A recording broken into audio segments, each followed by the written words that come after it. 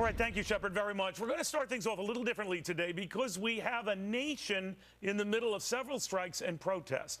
And it was a day of seminal events, including on Fox Business, where I want to revisit a young woman by the name of Darletta Scruggs, who has become a phenomenon, certainly on YouTube and other sites, for espousing a point of view that she says Bernie Sanders gets right and Hillary Clinton does not, specifically when it comes to looking out for the common man and woman. And on a day that we're looking at a fight for a $15 wage and a government way to find a solution to kids who can't pay for their college and college loans, we thought this was a good opportunity to visit with a woman who has made this her signature cause and become, for Hillary Clinton, a pain in the butt. Look at this.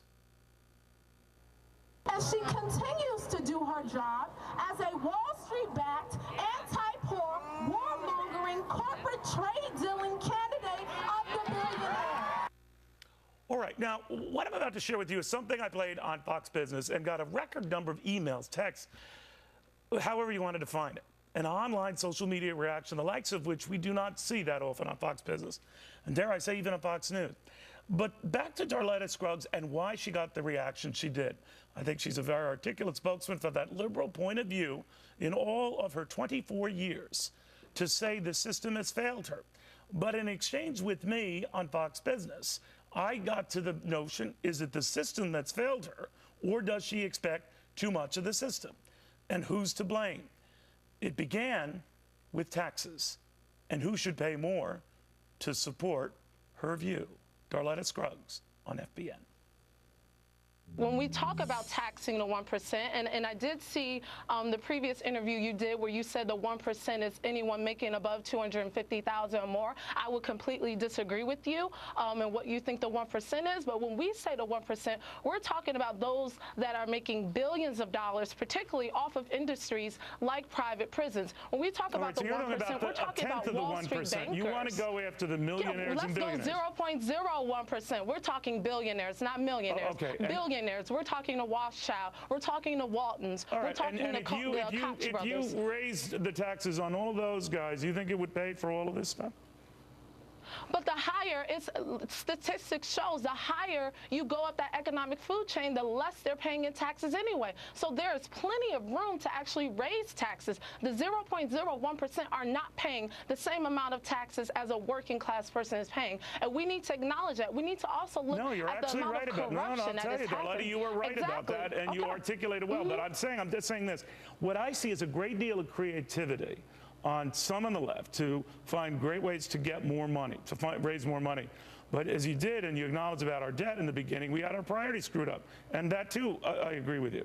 So why can't we show as much creativity looking at how we're spending our money, and then rather than go knee-jerk toward trying to get more money? Find out first how we're spending it. Neil, where are we spending our money? We're spending our money on wars. We're spending our money on tax breaks for big, wealthy corporations. Well, how do you feel about spending money on how do you feel about spending money on Medicare, Social Security, Medicaid? That is our budget. Our military budget was $607 billion, larger than 7 countries combined. But how do you feel? Okay, so we're not going to pit one being more important than the other. The issue is we're prioritizing war and prison more than education and health care. 600 plus billion we're spending on the military. There are many conservatives, by the way. Wait a minute. There are a lot of conservatives who agree that that number is too big and unaccounted. Okay. So then we have the money that's being spent on all these entitlements. Would you rein them in as well? Because they're growing at a far faster pace. Actually, and I would also rein in the $1 trillion that's being used to upgrade our nuclear weapons. That should not be a priority. To have more nuclear weapons. If there's $1 trillion, it's part of military. I do want to ask you. I know you want to pair military. I know you want to pair military. That is additional money. It's all included in military plans. I do want to ask you though, this other stuff though. There's creativity. There's creativity when it comes to war. Understood. We shouldn't have to cut it. It shouldn't be a question of cutting things. There's money there. If we can pull $1 trillion to say, oh, we need more nuclear weapons, then obviously there's money lying around that can be used to pay for education. The fact that I have to get on here and argue for education is asinine. Okay, but Darla, let's say we wiped out that $600 billion. We didn't spend a penny on defense. Let's say we wiped that out. We'd still be barely treading wipe even it out completely each year. Okay, I understand. I'm just saying it shows you how big a task this is. Even if you were to wipe out all military spending. It's not that big of a task. To have free public community college, it would cost $62 billion. The U.S. government spent $69 billion in 2014 just on financial aid programs. All right, the but money what you're is there. saying is, what our I'm saying is you want to cut defense, and my hat's off to you. I think there's probably room we to need to trim readjust there. our but priorities. I'm just saying to you, fine, I agree with that. But let's say we wiped out all defense spending. Let's say now we're treading even. Who's making that argument, Neil? Who's making that argument? I'm just as an example. Darletta, I'm using it as an example. It to the next level. No, Darletta, I'm just using an example. That's the worst example. Okay, we can fine. use better examples. Darletta, please listen to me, and I will let you talk, I promise. If we wipe that out, and I'm sure you don't want to do that, I don't want to do that, but we wiped it out. You know, the government is still in the position of running in the red. So then what do we got? What do we prioritize on to get back to the things that you think are important? I shouldn't have to answer the question of how to handle the deficit that the government created. I'm not a government official. I wasn't elected into office to solve these problems. I'm a tax-paying citizen, a young person that is seeking opportunities in a system that is unable to provide it regardless of what the argument is. And I say that this system of capitalism has proven itself illegitimate, and it cannot provide basic things like education, shelter, health care. We need to readjust how we view our society if someone has to get on here and defend the right to education. All right, so let me then ask, because I know you're raising a 4-year-old boy. It's tough, and I grant you that. But I am wondering that other countries around the world that had tried to afford protections like the ones that you outlined, that don't spend nearly what we do on our military, are in a world of hurt right now. Greece and Italy, Portugal and Spain, even France. And they have provided a lot of these entitlements you talk about, including free college in many of those countries. And no, they're hurt because they're storing offshore money, because their governments are assisting in storing offshore money in safe havens that aren't being taxed. $22 trillion is sitting in banks that are untaxed. So we're talking about corrupt government officials, and you're comparing that to having affordable college. No, I'm not. Those aren't the same thing. I'm sorry you got that impression, Darla. There's other circumstances that's creating the economic catastrophe there, Darla, and it's greed. Is, and if you'll just hear me out, I'll let you reply because you make great points. All I'm saying is, if all of these countries that have promised, free health care, free college, early retirement as young as 42 in some countries, and they're coming back to realize we can't afford it anymore, and it's leading to riots because the government. True, Neil. That's not true. You have other places. Did you see what's happening in Greece? You see what's happening in Italy? I'm in Germany. What's happening in Greece is due to what happened in the 07-08 economic crisis. And who caused that? Wall Street, banks, predatory lending, corruption, laws that were breaking. And did any banker go to jail for that? No. Darletta, we're investing in these prisons. Comments. Why don't we put some of these bankers in there? I saw your comments in Germany. We have all of these prisons. Darletta, I caught your comments in Germany. You were really impressive out there. You do good research. But that country doesn't do nearly the amount of this stuff that these other countries do. It's the country that Greece comes to get money. It's the country that's leading Europe. How do you know that? I totally disagree. You're pointing to Greece because it fits your argument. But we have Sweden, we have Finland, it is the strongest Brazil. economy. We have plenty of countries Darletta, that offer it's the free strongest college economy education. in Europe, precisely because it did not go down this path of the government providing all of this stuff. Now, I'm not saying some of your priorities aren't good, and they're valid. Germany has free college education and free health care. We're only talking about the topic of college education. Now you're trying to blow it up of all the problems in the world. We're talking about college education. You're saying, and Greece can do it.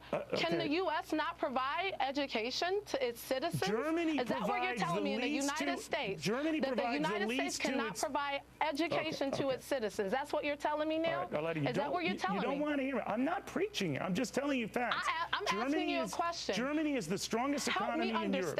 Help me understand. If you'll just We're talking about the U.S. I don't want to talk about Germany. Let's talk about the U.S. The U.S. cannot provide education to its citizens. That's what you're telling me? You can't suit the facts to suit your point of view. You make a very good and passionate point about We're talking about the United States. But you're not talking about, you want to get rid of defense. Who is about to spend $1 trillion on nuclear weapons. All right, fine.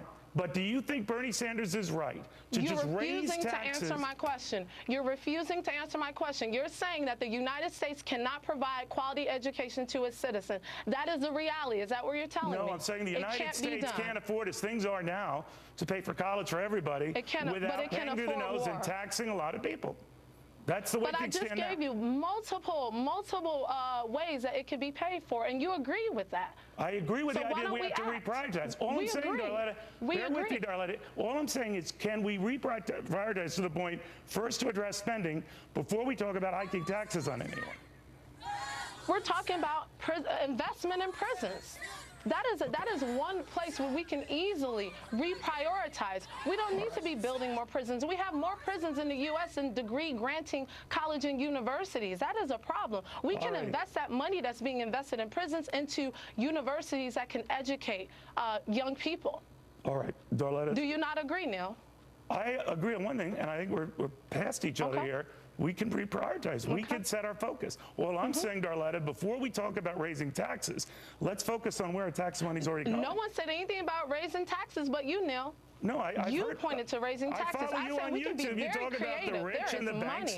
No, I'm using your words. I've heard you on YouTube talking about raising taxes and the rich and the banks. But when you say raising taxes, you want your viewers who are crunched financially to feel like taxes are going to be raised on them. When I say raising taxes, I'm talking about bankers. I'm talking about the 0.01%, the Rothschilds, the Waltons, billionaires, hedge fund billionaires. We're talking about two different people here. All right. All I'm talking about is if you raise that on all of those guys, then you're quite right. They do escape a lot of taxes.